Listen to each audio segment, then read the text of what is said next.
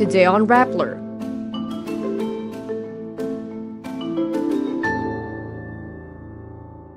The Local Water Utilities Administration, or LWUA, investigates PrimeWater's services in Luzon. DepEd begins the revised K-12 curriculum's implementation. Learning materials are now back on classroom walls, reversing Vice President Sara Duterte's 2023 order. And police arrest a suspect in the killing of a top Minnesota lawmaker.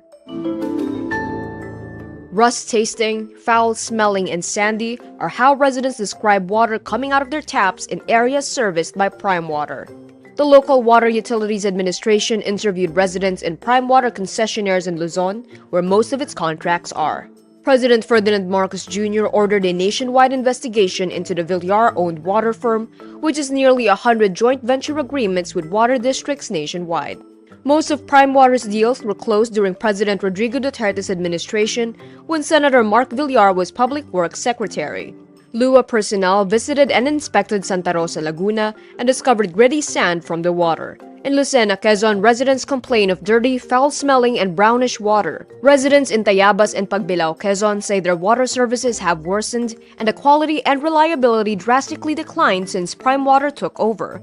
Meantime, in Central Luzon, residents in Mabalacat, Pampanga, and Gapan, Nueva Ecija complain their tap water tastes and smells rusty, and some report a fishy odor from the faucet. In La Union and Pangasinan, residents complain about zero to minimal water service for the better part of the day. LWUA Administrator Jose Salonga earlier said PrimeWater already submitted a catch-up plan to improve the services. San Jose del Monte, Bulacan had already pre-terminated the joint venture agreement, although the legalities remain uncertain. The Philippines begins the new academic year with a revised K-12 program's pilot implementation in 889 schools nationwide. The original program added 2 years to the country's basic education system and has drawn criticism stemming from inadequate resources, high costs for parents, and poor quality of education. Under the revised program, core subjects to be taken by all grade 11 students have been reduced from 15 per semester to 5 per year. This follows a DepEd review that found the curriculum too congested and lacking focus on students' core competencies.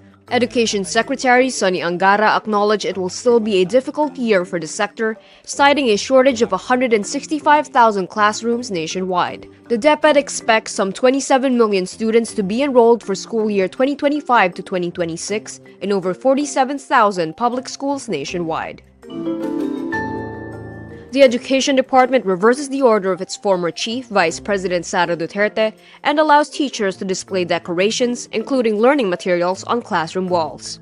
DepEd Secretary Sonny Angara says on Monday, June 16, that although the policy has not been officially repealed, the department has not been strictly enforcing it. Kasi yung ibang schools nga gusto nila, yun ang expression ng mga bata. I think we have bigger problems siguro. In August 2023, Duterte issued an order directing schools to ensure that classrooms, walls, and other facilities remain clean and free of artwork, decorations, tarpaulins, and posters at all times. The order drew criticism from groups who argued that instructional materials and other visual aids are part of the learning process. Duterte resigned in June 2024. The return of classroom decorations was welcomed by teachers.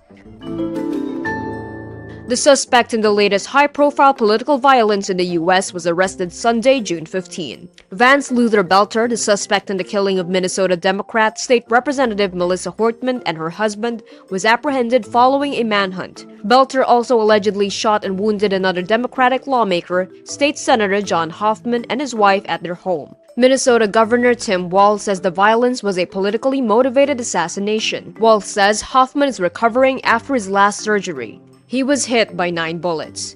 Authorities discovered 3 AK-47 rifles, a 9mm handgun, and a list of public officials and their addresses. Public records reviewed by Reuters reveal he has links to evangelical ministries. Belter was charged with 2 counts of second-degree murder and 2 counts of second-degree attempted murder. 3 of the charges are punishable with jail terms of up to 40 years.